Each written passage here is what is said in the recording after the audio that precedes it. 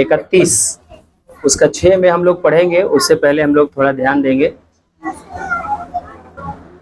तू हियाव और दृढ़ हो, तू हियावबान और दृढ़ हो, उनसे न डर और न भयभीत हो, उनसे न डर और न भयभीत हो, क्योंकि तेरे संग चलने वाला तेरा परमेश्वर यहोवा है। क्योंकि तेरे साथ चलने वाला तेरा परमेश्वर यहोवा तेरे साथ है। वह तुझको धोखा न देगा और न छोड़ेगा। वो यहोवा तुझे न धोखा देगा और न छोड़ेगा। हालेलुया, बोलो प्रभु यीशु मसीह की।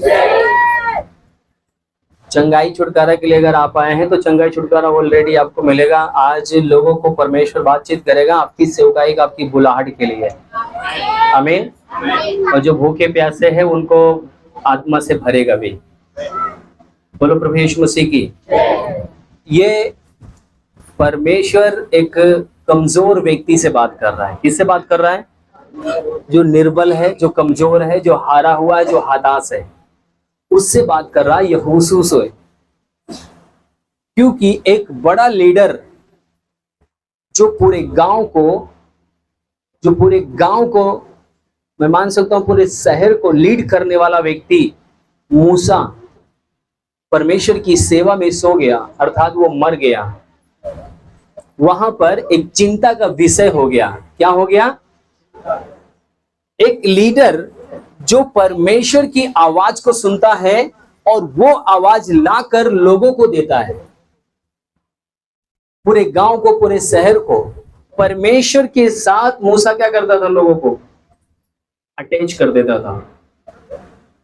लोगों का दर्द, लोगों का भूख, लोगों का प्यास, लोगों का समस्या लेकर परमेश्वर के साथ रखना, परमेश्वर के चरणों में रखना, परमेश्वर की आवाज सुनकर और उनके लिए समाधान ढूंढना और उनके लिए रास्ता ढूंढना, उनके लिए सब काम पूरा करना।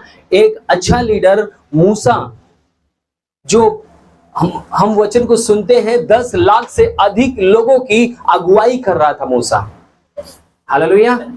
वो मूसा जब मर जाता है तो एक चर्चा का विषय हो जाता है, एक चिंता का विषय हो जाता है कि इतनी बड़ी प्रजा का कौन है जो ध्यान रखेगा, कौन है जो इसकी आवाज को परमेश्वर तक पहुंचाएगा और परमेश्वर की आवाज इन तक पहुंचाएगा। मूसा का निधन हो गया, मूसा दुनिया को छोड़कर चला गया। अब चिंता हो गया है, वहां पर चिंता का विषय हो गया। अब कौन है जो इस स्थिति को, इस हालात को संभालेगा? कौन है जो इसकी अगुवाई करेगा? कौन है जो देखभाल कर पाएगा? आपको पता है, आपको याद हो जब आप परमेश्वर के वचन को पढ़ते हो, जब मूसा के जो है लीडर में जब कोई समस्याएं पैदा होती थी, जब उनके भीड़ में, उनके प्रजा के लोगों के बीच में, तो वहां पर जैसे आप देख सकते हैं कि वहां पर रोटी का विषय हुआ कि हम क्या खाएंगे। तो मूसा क्या किया? परमेश्वर इन पूरी प्रजा का चिंता लेकर परमेश्वर के चरणों में बैठा और परमेश्वर ने बातचीत किया कि आकाश से मन्ना गिरेगा, उसको आप खाओगे। फिर प्रजा ने फिर चिल्लाहट किया, फिर मतलब कि मूसा से बातचीत किया, तो परमेश्वर ने फिर मूसा के पास, जब मूसा परमेश्वर के पास गया तो परमेश्वर ने कहा, जब ये प्रजा बोली कि हमें मीट खाने की जरूरत है, हम मीट खाएंगे, परमेश्वर ने उनके लिए बटेर दिए, उनको जंगल में मन्ना खिलाया, जंगल में बटेर खिलाया। और उनको पानी की जब आवश्यकता पड़ी तो मूसा परमेश्वर से बातचीत किया, उसने पहाड़ों से पानी निकाल कर पिलाया। जितनी भी उनकी आवश्यकता जरूरत पड़ती थी, परमेश्वर से जब वो प्रार्थना करता था तो दिन में बादल का खम्मा, क्योंकि वहां पर कोई तंबू नहीं था, इतने लोगों के लिए छावन नहीं था, परमेश्वर बादल का खम्मा बनकर इजरायलियों के पूरे साथ साथ चलता था। रात में आग का खम्मा बन जाता था वो। इस प्रकार से अगुवाई करना, लोगों के साथ परमेश्वर के हृदय से जोड़ देना, ये सिर्फ एक मूसा था। और वो उसका जो निधन हो गया, जब वो इस दुनिया को छोड़कर चला गया, एक चिंता का विषय हो गया कि अब कौन होगा जो मूसा की सेवकाई की जगह पर खड़ा होगा, कौन लीडर होगा। हालेलुया। कौन हमारे बीच में से जाएगा, परमेश्वर से बातचीत करेगा? कौन है हमारा संदेश परमेश्वर तक पहुंचाएगा, और परमेश्वर का संदेश हम तक कौन पहुंचाएगा? हालेलुया। बाइबल बताती है कि परमेश्वर ने स्वयं समाधान निकाला, यहोशू के पास उतर आया। यहोशू से क्या कहता है? उठ, और क्या लिखा हुआ है? 31 का 6 पद है। 6 हियाव बन और दृढ़ हो। ये यहाँ पर किसी भी प्रकार से, जब हम आप देखते हैं, एक जगह नहीं कई जगह परमेश्वर ने यहोशू से बातचीत किया है, कई जगह बातचीत किया है कि मेरा दास मूसा क्या हो गया है, मर गया है, अब उनकी अगुवाई करने के लिए मैं तुझे खड़ा कर रहा हूं, अब उनकी अगुवाई तू आगे लेके जाएगा, करेगा। आमीन, हालेलुया। बोलो प्रभु यीशु मसीह की। मेरे प्रिय, परमेश्वर का काम रुका नहीं है और न रुकेगा। परमेश्वर का काम शुरू है और आगे वो बढ़ता चला जाएगा। आमीन।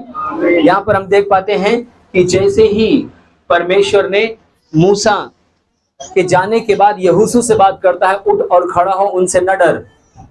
कोई भी चट्टान हो, कोई भी स्थिति हो, कोई भी हालात हो, तुझे डरना नहीं है, तुम्हें क्या करना है? खड़ा होना है। आमीन। और उसके बाद मार्गदर्शन मैं करूंगा, उसके बाद अगुवाई मैं करूंगा। हालेलुया। बोलो प्रभु यीशु मसीह की। मेरे प्रिय, आज अगर आपको कोई भी चीज अगर परमेश्वर ने आपको दिया है, मान लीजिए कि परमेश्वर ने मुझे एक अगुवे के रूप में रखा है, मेरा काम क्या है? सिर्फ मैं ही परमेश्वर तक जुड़ूं, आपको वंचित रखूं परमेश्वर से? अगर मैं ऐसा करता हूं तो मैं परमेश्वर की अगुवाई में नहीं चल रहा हूं। मेरा काम है कि जिस प्रकार से परमेश्वर मुझसे बात करता है, मूसा पता क्या करता था? लोगों को और परमेश्वर के सामने सामने करके वो साइड हो जाता था। अब बात करो। अगर उनका जीवन सही है तो वो बात करते थे, अगर वो पाप में है तो वो भाग जाते थे। पापी कभी भी परमेश्वर के सामने खड़े नहीं हो सकते। पापी हमेशा परमेश्वर का विरोध करते हैं।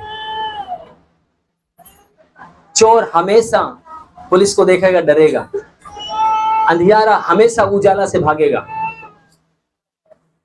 इसलिए मेरे प्रिय, परमेश्वर हमसे आपसे कहता है कि जितने लोग परमेश्वर की ओर जब वो पवित्रता के साथ आगे बढ़ते हैं तो उनको क्या करना है? परमेश्वर के साथ मिलाना है।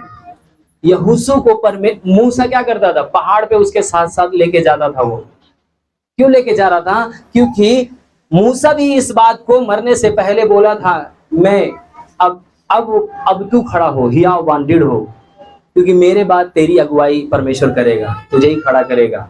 आमीन। मेरे जो बोझ है मेरे ऊपर, अब ये बोझ तेरे ऊपर आने वाला है। जो मैं अगुवाई कर रहा था, अब ये तू आप करेगा। आमीन, हालेलुया। बोलो प्रभु यीशु मसीह की। जब हम बाइबल को पढ़ना शुरू करते हैं, जब हम इस पे क्या नाम है, जब सर्च करते हैं, जब हम इस पे ज्यादा ध्यान देते हैं, तो बाइबल का वचन हमें बताता है कि मूसा के बाद यहोशू आया। एलिया के बाद कौन आया था? एलीशा आया। सेवकाई रुका नहीं। यीशु मसीह के बाद कौन आया? पवित्र आत्मा आया। चेले तो चले जाएंगे, क्योंकि पवित्र आत्मा फिर आया, क्योंकि पवित्र आत्मा अब इस समय उन लोगों को खड़ा कर रहा है, उन बहनों को खड़ा कर रहा है, उन भाइयों को खड़ा कर रहा है जो कमजोर है, जो डरे हुए हैं। हालेलुया। क्योंकि इस समय पवित्र आत्मा आपको भरना चाहता है। अब आप देखना, यीशु मसीह के वचन को मैं आपको लेके जाना चाहता हूं। प्रेरित तो 1 अध्याय निकालें। हे थिपियुस, मैंने पहली पुस्तक उन सब बातों के विषय में लिखी जो यीशु आरंभ से करता और सिखाता रहा, उस दिन तक जब तक वह उन प्रेरितों को जिन्हें उसने चुना था, पवित्र आत्मा के द्वारा आज्ञा देकर ऊपर उठाया ना गया। बस, पवित्र आत्मा के द्वारा आज्ञा देकर ऊपर उठाया जब हम आगे 8 पद में जाते हैं तो वहां पर यीशु मसीह कहता है कि जब पवित्र आत्मा आएगा तब तुम क्या पाओगे, तब तुम क्या होगे। इसका मतलब है कि पवित्र आत्मा आपके द्वारा क्या करेगा, इस पृथ्वी के छोर तक सेवा करेगा। उसकी सेवकाई रुकेगी नहीं, उसकी सेवकाई थमेगी नहीं। उस पवित्र आत्मा को प्रभु यीशु मसीह चाहता था कि उसकी जो सेवकाई है, जो मूसा के बाद एक विशाल जो भीड़ थी उसको अगुवाई करने के लिए, पता है, चर्चा का विषय बन चुका था। कौन है जो उसके बीच में खड़ा होगा, इतने लोगों को समझाएगा, इतने लोगों को जो है अगुवाई करेगा, परमेश्वर से बातचीत करेगा। कोई नहीं है।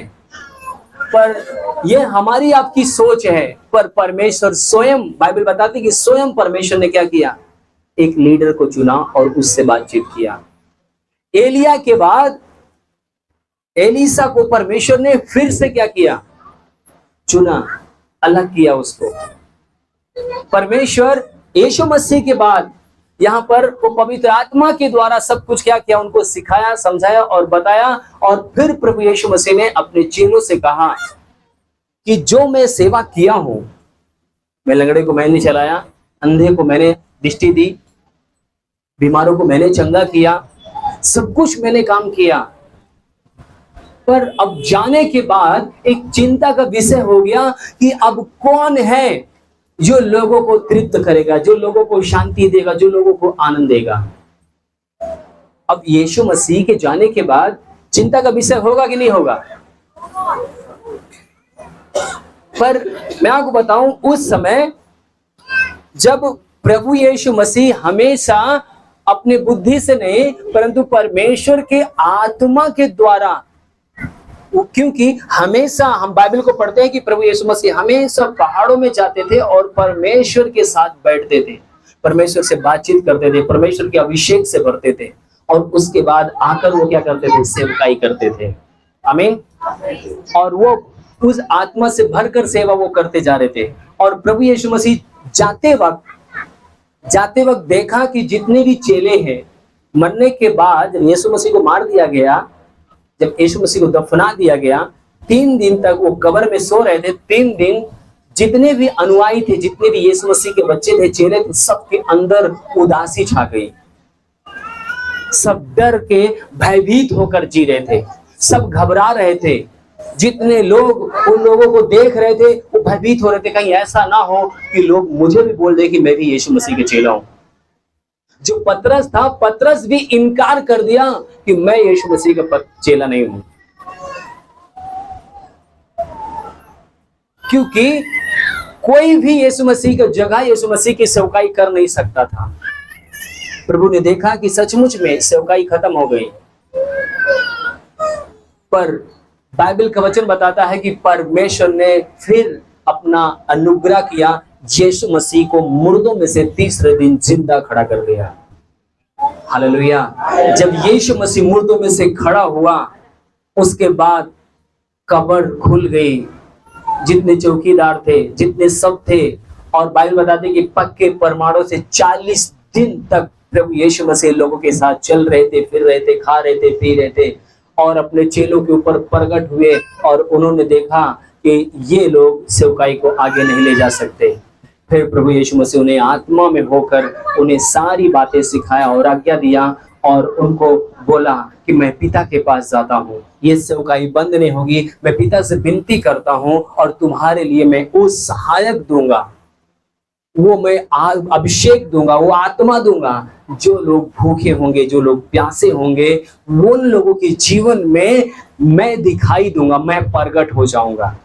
लोग मुझे देखेंगे तुम्हारे जीवन में। और बाइबल बताती है कि बहुत सारे लोग थे, पर उस अगुवाई में उस आत्मा के भूखे प्यासे 120 लोग निकले। यीशु मसीह की सेवकाई में बाइबल बताती है कि 5-5 हजार लोग पीछे चल रहे थे, पर कितने लोग निकले थे पीछे जाने वाले? 120 लोग। अभिषेक को जब पाए थे, अन्न भाषा जब पाए थे, आत्मा जब पाए थे, कितने लोग पाए थे?